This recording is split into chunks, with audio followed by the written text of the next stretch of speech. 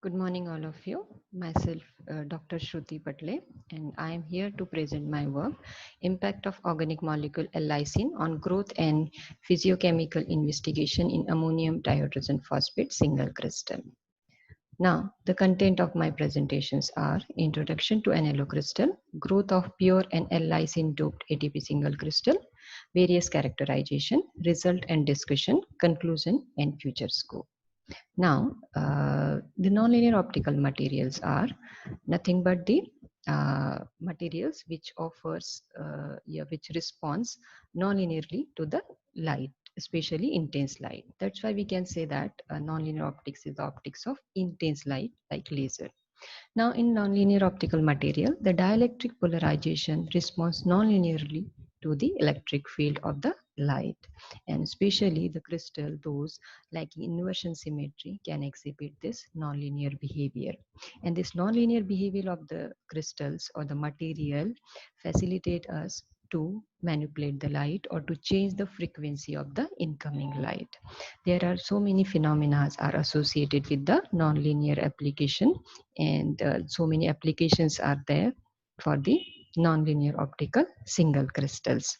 Now, here I am growing the ADP single crystal, which is doped with the L-lysine, and L-lysine, we know that it is an amino acid that is a very popular organic material, and whereas ADP is an inorganic material. So I am adding the organic L-lysine in a inorganic ADP material, because I want to combine the advantage of both ADP as well as L-lysine.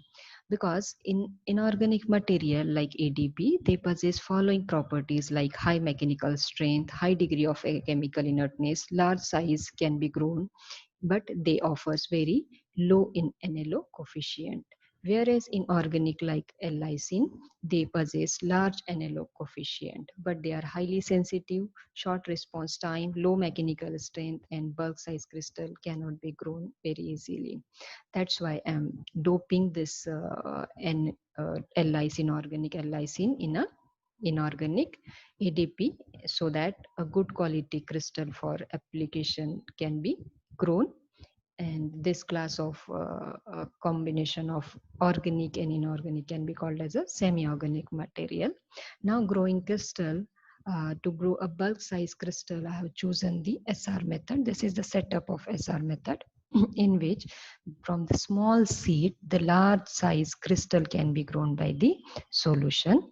Just by maintaining the temperature gradient, we can get the bulk size growth, and that growth can be observed easily, and we can record the per day growth of our crystal. So in this method, we'll not go in detail due to lack of time. In this method, from the small piece of crystal, the large size crystal can be grown. These are the seed crystal, that is small crystals, of which I have grown the bulk crystal of L-lysine and the pure ADP. And this is the setup I have used to grow my crystals. And this is my crystal. Here we can see that from this portion to this portion, crystal shows the high transmission. It means this portion of crystal is very good, and I have sent this portion for the further characterization. So I did these following characterizations like single crystal XRD, powder XRD, FTIR, EDAX, thermal analysis, UV transmission study, micro hardness test, and SHG study.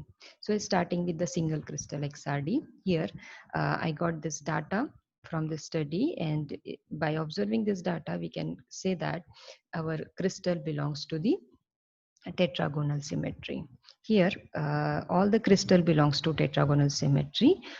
Only the slight variation in lattice parameter is observed.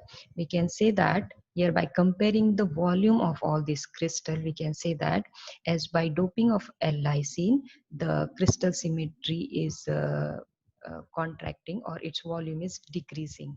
That means we can say that our lattice become more and more packed due to the addition of impurity like L-lysine. Now again, here I have compared the difference of side A and C of our crystal lattice. I observed that this difference is decreasing as we increase the concentration of L-lysine. So we can say that by doping of L-lysine, due to doping of L-lysine, our tetragonal symmetry is shifting towards the cubical symmetry. But up to the 1% lysine doping, it is tetragonal only. Hence, no change in structure observed at. If we increase the doping, so there may be chances that it will change the symmetry. Again, I have done the powder XRD analysis. In powder XRD analysis, we can see that all the graphs of all these three crystals, and here we notice that there is no additional peak is observed. Hence, we can say that up to 1% of lysine doping, the structure remains same. And these are the lattice parameter obtained from this study. And again, we can notice here there is a decrease in volume of the lattice of the doped crystal, hence increase in density of the doped crystal. Now, the next I have done the EDAX analysis. EDAX analysis is to investigate whether this organic L-lysine molecule is entered in our lattice of ADPs or not. So here this presence of carbon atom confirms the incorporation of L-lysine molecule in our ADP crystal. Now next I have done FTIR. In FTIR, if we compare all these three curves are almost same. Only some additional peaks are observed in the lysine doped ADP. And if we see the data which is tabulated here, these peaks are shifted towards the higher frequency side. Slight shift is there. That is again due to the presence of L-lysine. So here this FTIR also confirms the incorporation of L-lysine molecule within the crystal lattice of ADP. Now, next is thermal study. So in order to study thermal behavior of our all three grown crystals, TGA and DTA I have done. So from TGA curve, if we compare the TGA curve for all these three crystal, what I have observed that actually I have done this study from room temperature to 600 degrees Celsius, and what I observed that first decomposition start here around 200 degrees Celsius, that is actually at 195 degrees Celsius, and it is almost same for all three crystal. And this decomposition, first decomposition is due to the dehydration of water molecule, and then steady decrease of weight is observed here, and up to 60% of weight loss is observed at around 500 degrees Celsius. And after that, there is a fast decrease of weight here, that is weight loss of around 80% is observed here, and we can say that at 600 degrees Celsius final decomposition of the material occurs. Now examine DTA curve. Now through DTA curve, if we observe for all these three of the grown crystal, this green curve is for 1% lysine, red one is for 0.5, and the black one for pure ADP. This sharp endothermic peak is observed, which corresponds to melting of the crystal. So if we see it clearly here, so this 1% lysine doped ADP has melting point around 200 degrees Celsius, that is exactly at 203 degrees Celsius, whereas this 0.5 has at 207 degrees Celsius, and pure ADP is having 215 degrees Celsius. All this data is tabulated here, and hence this confirms that the thermal stability of crystal decreases due to presence of L-lysine molecule in the crystal lattice of ADP.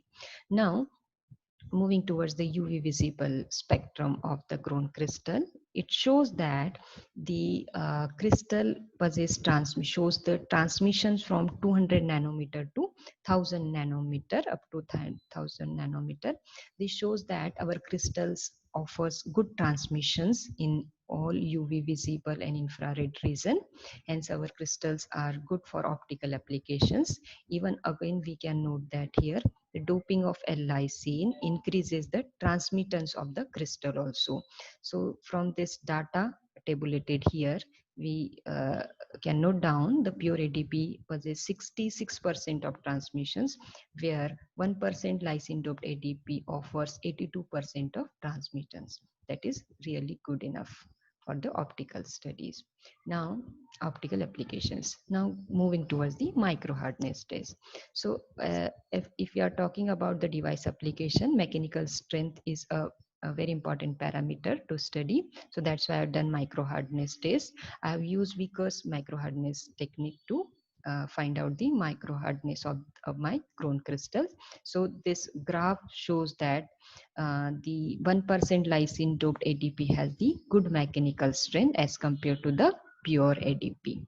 Now, moving towards the next very important characteristic, that is second harmonic generation. This SHG efficiency, SHG study confirms the NLO behavior of the material, and in this study we have subjected the powder of our grown crystal to 1064 nanometer wavelength, and the emerging wavelength was of green color, that is of 530 nanometer. That confirms the doubling of the frequency, we can say that, and hence this also confirms the SHG efficiency, that is we can say that NLO behavior of the grown crystal.